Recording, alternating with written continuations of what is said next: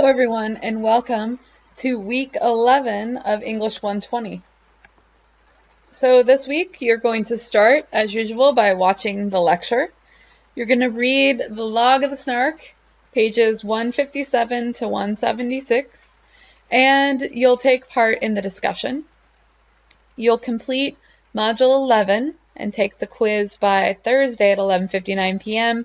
And finally, the big assignment is you're going to turn in your body paragraphs of your research essay by Sunday at 11:59 p.m. So what you're going to begin with is reading the Log of the Snark. Pages 157 to 176 begins when they arrive in Raiatea. And here's that picture you saw last week of Jack and Charmian with Teha on this little outrigger canoe going to the island of Raiatea.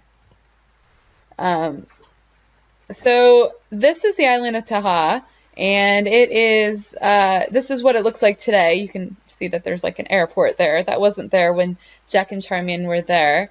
But it is a small island. Very close to Tahiti. Some of the words that you're going to come across in these log journals are elephantitis, which is a condition characterized by the gross enlargement of an area of the body, especially the limbs. Usually the legs like swell up and get really big. She mentions this on page 163. William Ellis, who's mentioned, was an English missionary and author. He traveled through the Society Islands, the Hawaiian Islands, and Madagascar, and wrote several books describing his experiences, including Polynesian Researchers. And you can see that actual book here if you click on that link there. It'll give you kind of the perspective of what Charmian was reading while she was traveling through this area. So this week there's only 3 questions to answer. Yay! Okay. Because I know you have a lot of work to do and there isn't a lot of reading. So just try to keep up. Don't fall behind on this, you guys. Please answer the following questions using evidence from the text and outside sources to support your points. Your own post is due by Friday at 11:59 p.m. and your responses to at least 3 of your peers' posts is due by Sunday at 11:59 p.m. 1. Why does Jack call Charmian to come above deck after their first night docked at Raiatea? What does an outrigger look like? Why, once they are aboard the outrigger, does Charmian think, quote, this merry adventure was more like the real thing than anything we had done yet? 2. What do they find in Teha? How does it compare to what Charmian read about the island in William Ellis's book Polynesian Researches that was written in 1829? What does Charmian observe about the, quote, neat European houses found on page 164 that the missionaries insisted on building on the island? 3. Do you think Charmian understands or is starting to understand why the native people on the islands they visit are so deeply affected by colonialism? When she observes on page 164, gone are the days when the people of Polynesia exerted themselves to any extent. All right, guys. After you finish Log of the Snark, I'd like you to complete Module 11, Respecting Academic Ethics. This will be due on Thursday at 11:59 p.m. So, please click through the content, of Respecting Academic Ethics. It's going to help you understand the ethics of using other people's sources in your writing.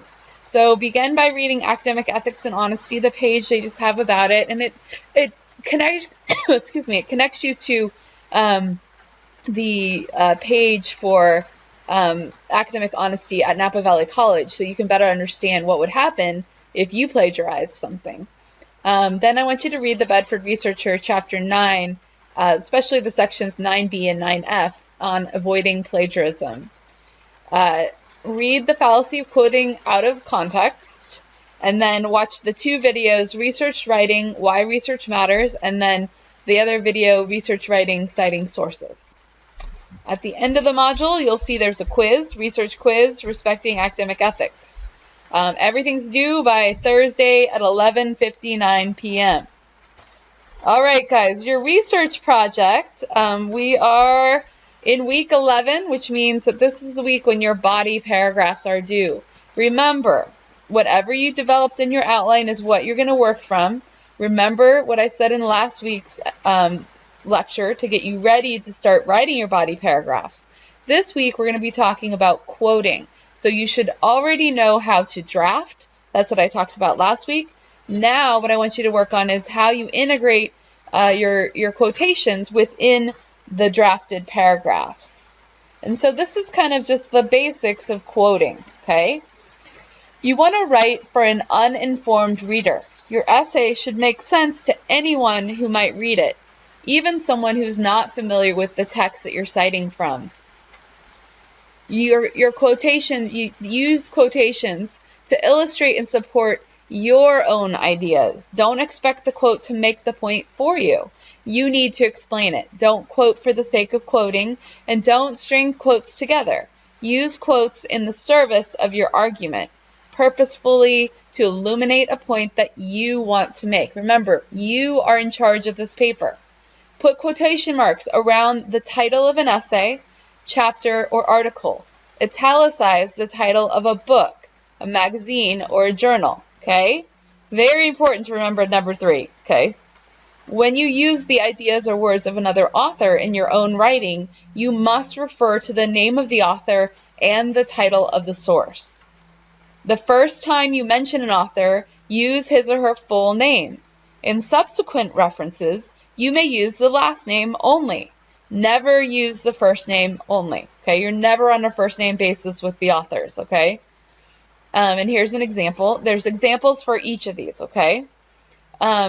Always place the page number the quote came from in parentheses after the quotation marks and before the period, okay? See above. If you use Hughes maintains that, don't use a comma before the quotation. If you use Hughes maintains, asserts, says, argues, use a comma before the quotation. And here's some examples. If you borrow an idea or information that is not verbatim, that is not the exact words, place the parenthetical citation right after your paraphrase and before the period. Never drop a quote into your essay. Don't begin a paragraph or sentence with a quotation. Always lead into your quote using various attributive tags. Claims, argues, insists, explains, suggests, concedes, concludes, agrees, proposes, maintains, predicts, points out, questions, adds, contradicts. Okay, those are just some examples. Notice that each implies something about your attitude toward what the writer is saying. So pay attention to which one you're going to use. Your quotes must make grammatical sense. They must either be a grammatically independent unit, a complete sentence or sentences, or B, a grammatically part of your sentence, a phrase or a clause that fits inside your sentence. Don't create fragments or run-ons with quotes. And here's some examples here. Always interpret, explain, or comment on the quotation in relation to your argument. Quotes that take up 4 or more lines in your essay get indented using block quotation format. Use these sparingly. Yes, only use 1 or 2 in your paper. Introduce block quotations with a colon. Omit quotation marks and double space the indented quote in keeping with the rest of the paper. Note, the punctuation comes before the parenthetical citation in a block quotation. And I'm going to show you what that looks like right here. This, the highlighted part here, this is a block quotation. So this is written, McGee and Kaplan defend stem cell research by explaining that it does not really involve the destruction of a human embryo. There's a colon here. And then, indented because it's more than 4 lines of text, there's no quotation mark here. The quotation is all here, no end quote. Here's the page number. If the authors hadn't already been introduced here, they would appear right here. Okay? Let's go back. Quotes, so ellipses, here's the bottom line on ellipses. Those are those ... dots. Don't use them. Don't use them at the start or end of your quotation ever, even if your quote begins or ends mid-sentence. The only time you should use ellipses is when you remove words from a quotation, in which case the ellipses belong in brackets. Speaking of brackets, brackets are used when you insert or change words in a quote. It's best not to tamper with quotes, as you risk altering their meaning or disrupting their integrity. In general, avoid bracket insertions unless you need to clarify a term or make your quote grammatical. Okay, guys, so hopefully that I'm going to upload that as a handout as well, so you can keep it with you. Hopefully that helps you in how to insert your quotations. Just remember, you always attribute a quote before you put it in. So you identify who it is, why we should listen to that author, and what they're saying. You set us up to read the quotation. Then you give us a quotation, and then you interpret the quotation as to what it says about the point that you are making in your essay. Please turn in your body paragraphs by Sunday at 11:59 p.m. Make sure your document is formatted in MLA format. Please also run spell check and proofread your grammar. Use evidence from at least 6 academic sources and provide a works cited page where you list all of these sources without annotations, okay? Not like your annotated bibliography. You don't need annotations, just the citation. Your document should be at least 6 pages long. 6 pages, people, okay? So, if you have questions, please let me know. I do not have office hours this week, as I will be off campus at AWP, a conference in Portland. But I will be answering email if you have questions. So just shoot me an email and I will get back to you. That's it for this week. I will see you guys online.